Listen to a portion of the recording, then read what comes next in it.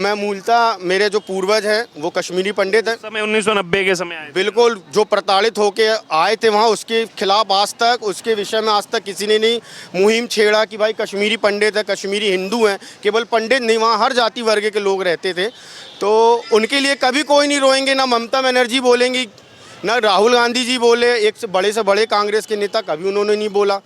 तो मैं तो स्वयं आपके सामने उदाहरण हूँ, और मैं तो चाहता हूँ कि मैं भी सीए के अंतर्गत में हमारे भी कश्मीरी भाई आएँ, जो वो अलग अपना देश की मांग चाहते हैं, कश्मीर को अलग करना चाहते हैं, बिल्कुल ना हो, वहीं रहे यथावत, सब विस्थापित पुनः जाएं अपने घर वापस, ऐसा अपेक्षा है मेरी।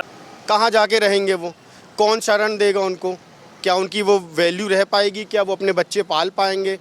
बिल्कुल हम समझ सकते हैं, क्योंकि हम स्वयं शरणार्थी हैं। हम कश्मीरी पंडित हैं, लेकिन हम कश्मीरी हिंदू भी हैं, सर्वप्रथम कश्मीरी हिंदू हैं। ये आ रहे हैं फिर से? जी बिल्कुल आ रहे हैं, तीसरी बार आ रहे हैं। बिल्कुल आ रहे हैं, और इस बार 400 पार। सर यहाँ तो बीजेपी का ही बोलबाला है। बीजेपी का बोलबाला है। बिल्कुल सर। नमस्कार, मैं हूं आपके साथ अर्जुन खजूरिया और आपका स्वागत है द न्यूज़ पर। तो जहां एक तरफ चुनाव की सुगबुगाहट तेज हो गई है, इसी बीच अगर बात की जाए तो देश में सीए भी लागू हो चुका है, जो कि एक अपने आप में बहुत बड़ा कदम जो है भारत सरकार की तरफ से उठाया गया। इसको लेकर के जो है वो तमाम प्रतिक्रियाएं सामने आ रही हैं, जहां एक तरफ जो शरणार्थी जो पाकिस्तान, बांग्लादेश, अफगानिस्तान से आए, चाहे फिर वो हिंदू हो, बौद्ध हो, जैन हो, पारसी हो, ईसाई हो या फिर सिख हो, उनमें खुशी का माहौल है, मिठाइयाँ बांटी जा रही है। लेकिन विपक्ष जो है वो इसको लेकर के तमाम तरह की प्रतिक्रियाएं दे रहा है। इसी बीच जहां एक तरफ हमारा पब्लिक सर्वे जारी था, मध्य प्रदेश में मौजूद है, जबलपुर में मौजूद है, आइए बात करेंगे चुनाव को लेकर भी, और साथ ही ये जो सीए आया है इस पर लोगों की क्या प्रतिक्रिया है, आइए इस बारे में भी बात करेंगे। यहाँ पर जो लोग हैं उनसे बात करेंगे, स्थानीय लोगों से बात करेंगे। जी, क्या नाम हुआ आपका? मेरा नाम नितेंद्र धर।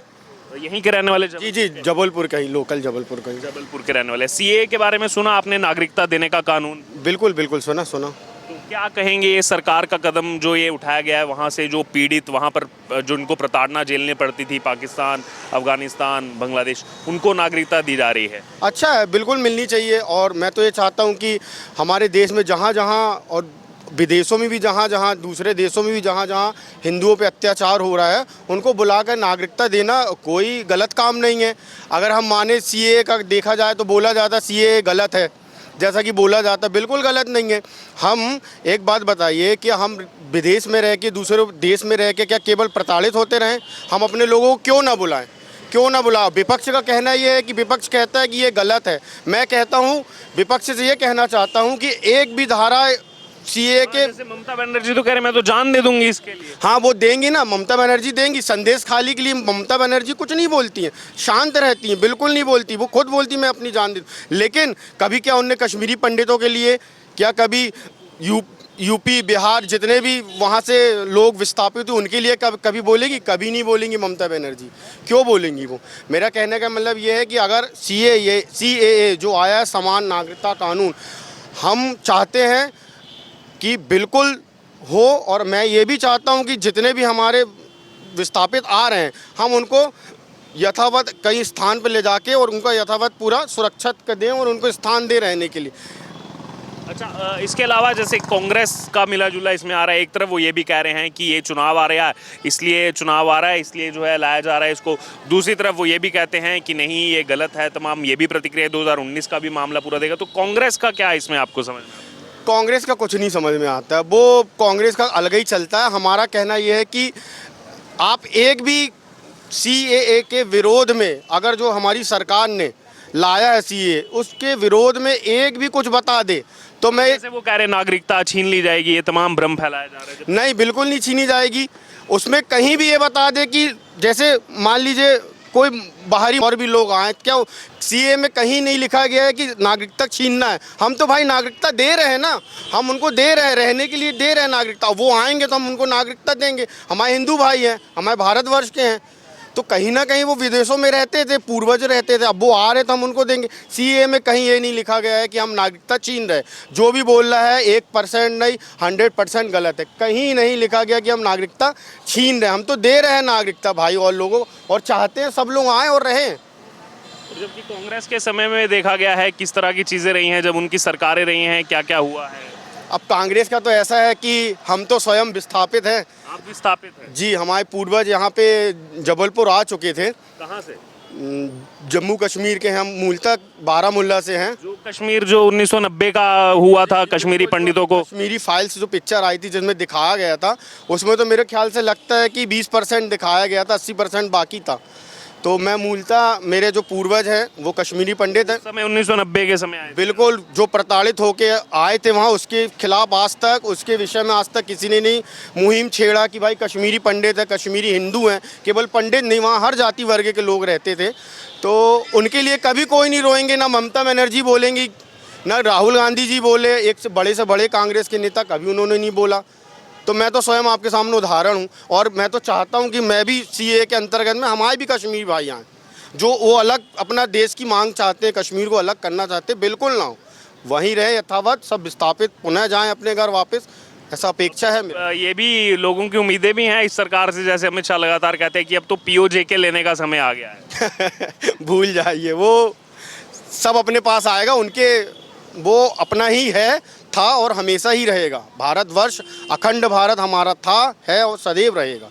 ये ऐसे कई आएंगे, कई चले जाएंगे, लेकिन भारतवर्ष को कभी नहीं, अब तो कभी वो मन में भी नहीं सोच सकते, सपने भी नहीं सोच सकते कि अब कुछ हो भारत के साथ या टुकड़े हों भारत के, नामुमकिन। तो ये जैसे आपने जो बताया, जब उस समय आपका परिवार आया तो कुछ आपका जन्म तो खैर यहीं हुआ है जो आपने बताया, परिवार ने कुछ बातें बताई होंगी वहाँ की, कैसा कैसे झेल करके वहाँ से आना पड़ा, अपने ही देश में विस्थापित होकर रहना पड़ा। तो आप कहीं ना कहीं वो थोड़ा सा रिलेट कर सकते हैं, उन शरणार्थियों से रिलेट कर सकते हैं जो इन देशों से जो है यहाँ पर आकर के शरणार्थी बन के रहे। हम छोटे थे तब हमारे पिताजी, हम लोग को 4 भाई थे हम, तो हम लोग को बैठा के बताया भी करते थे, तो उस समय पिताजी की आंख में आंसू आ जाते थे। तो आज जब अब हम सक्षम हुए, समझदार हुए, तो अब समझ सकते शरणार्थी होता क्या है।